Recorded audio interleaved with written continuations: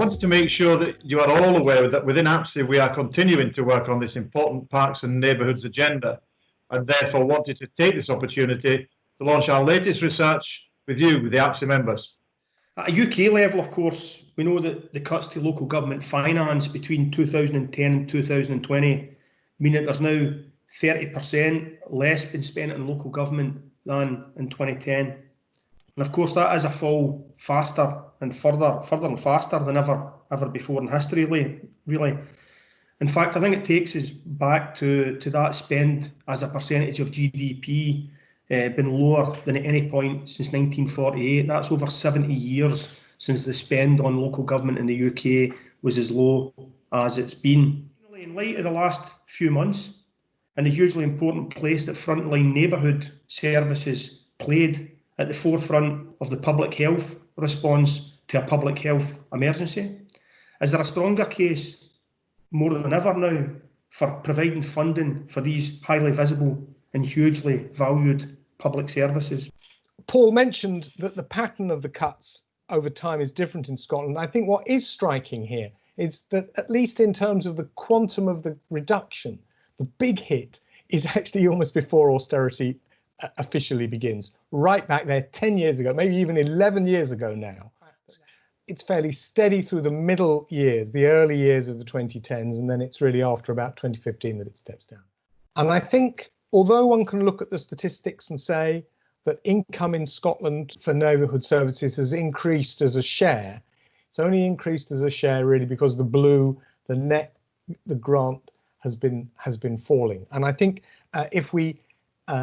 one of the points that we do make in the body of the report is that revenue, at least up until this year, revenue coming into neighbourhood services has been less buoyant in Scotland than it has been in England.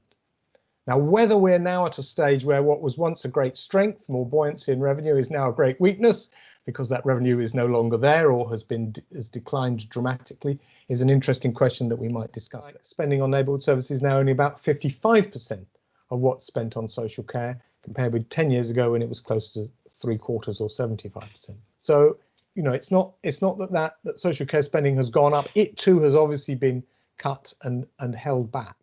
The experience on park spending varies a great deal across Scotland. The erosion of parks just contributes to this sense of a hollowing out of local government. It's not that local government stops doing stuff, but its capacity to do stuff, to innovate, to be flexible, to respond, has been limited ever more by austerity. One of the slides that Peter had at the end there obviously highlighted the savings to the NHS Scotland, which was 9.1 million in terms, and highlights the enormity of the value of parks and improving our community's physical and mental health and wellbeing as part of that. Benefits which our members and the public recognise and see through what Ricky's mentioned as well, around about social inclusion, community participation and safe environments, and is more emphasised in this current time that we're facing. Could I just come back in? I mean, obviously with the COVID-19 and social distancing, it's got to be provided within schools and home to school transport. The assessment that's been done in East Lothian is estimating that it's going to cost us additional £10 million to deliver education within East Lothian. And if that's to be found within the council budget, then it's for services like parks that will take the hit. Increased costs as a result of the response to COVID-19, it looks pretty grim at present. You know, it's that back to that thing about, you know, where is the cheer in local government finance? There ain't any.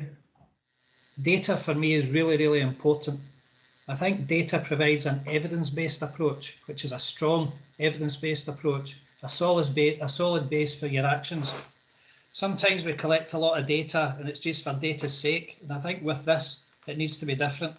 I think you have to look at the positive impact of parks, and when you think of the Christie Commission, you've got demand management and preventative works. When you think of the positive impact, as Louise mentioned, in terms of poor health and well-being and the preventative stuff that can actually achieve, and you tie that in with the saving the NHS £9 million from reduced GP visits, the positive impact of parks is massive.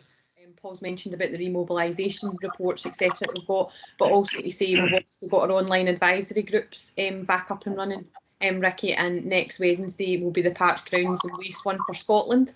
And the plan is obviously to talk about the challenges round about COVID and what local authorities are looking at in terms of how they're going about trying to make the changes that need to be made in order to try and balance everything that you've just said. So it may be worthwhile in terms of that online group to come in as well next week. Just to say, originally the plan with this was to use the report now to do a bit of lobbying and advocacy on it for neighbourhood services, but that plan was before COVID.